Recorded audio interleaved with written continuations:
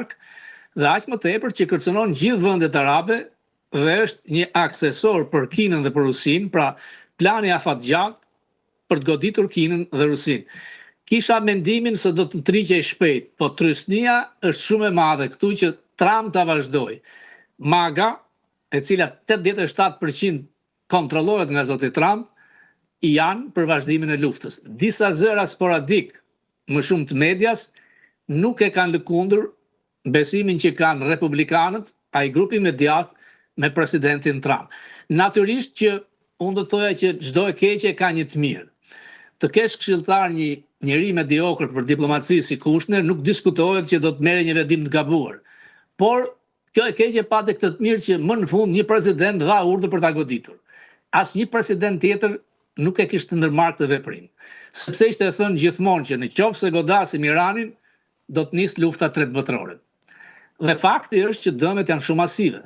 Janë shkatruar 80% raketave, 85% droneve, komunikimi nuk ekziston, kreu i ushtarakëve gjeneralëve janë vrarë 150 shkencëtar të armëve bërthamore dhe nuk ka aviacion, nuk ka kundërrojor, shkatruar marina, pra më i dobët se këtë radhë Irani nuk ka qenë kurrë. Sekretari i luftës tha edhe lideri i ri është i plagosur, do të shkojë deri te zgjesimit. Çfarë marrëdhënie supozohet që të ketë SBA-ja me të?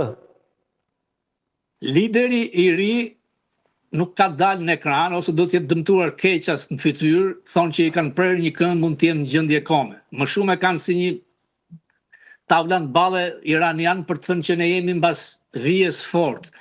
Natyrisht ishin 3 opsione për zotin Trump. Opsioni i parë është që të vijë një qeveri nga jashtë, nga prezident, mbase nga djali i Shraut, dhe të kemi ndryshim regjimi. Varianti i dytë ishte varianti i Venezuelës. Godit kokën e gjarprit, zgjidh dikë nga ata, mbase një general që ka qenë kundra dhe të funksionoj. E treta është sulmo, thuaj që fitova dhe ik dhe ktheu prapsh mbas 2-3 vitesh. Shikoj.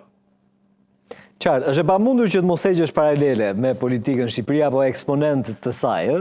Ja, e kam shumë, po të shikosh edhe nga ana vizuale, do si Rama që duket si Ajatollahu, ai duket si mullat. Është fakt.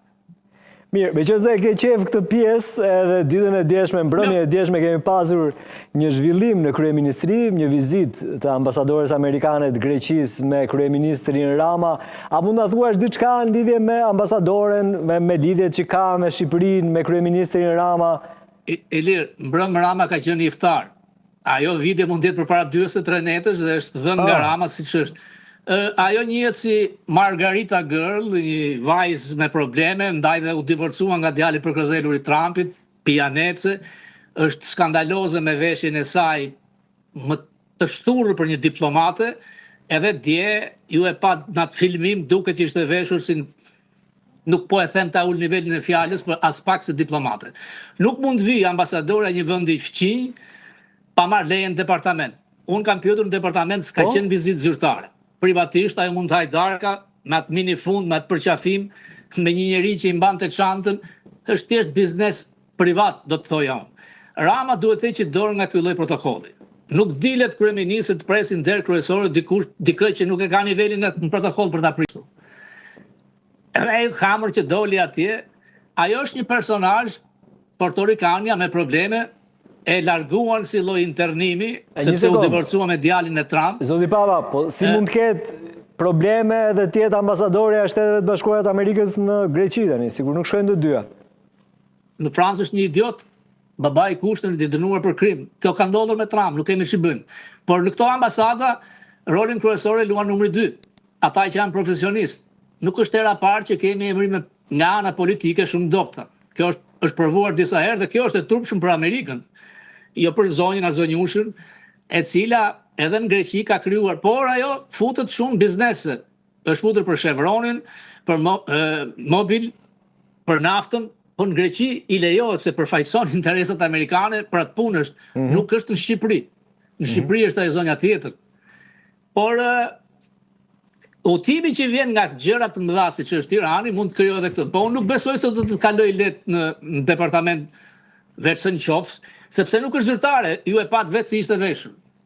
Nuk i lejohet një ambasadore që takoj qofte edhe miq, jashtë funksionit petkut që ka si diplomate? Miq mund takoj në Greqi, në qoftë se ajo mund të ketë qenë për i drek, për i dark diku nga ato tokat e majmurat Timarës, por jo me minifund zotëri. Zyrtarisht, në qoftë se shkon në ndërtesat federale, ka kod veshjes. Ashtu e mund të rinë në klube natën, në Prishina, është problemi saj, jo në këtë mënyrë. Dhe aq më tepër ty është e zyra e një kryeministri, i cili nga ana tjetër ishte veshur si iranian, po ta shikosh. Pra nuk është zyrtare. Mirë, dakor, me qëse ke pyetur në departament për vizitën e saj, nëse ka qenë zyrtare, formale, apo jo, ke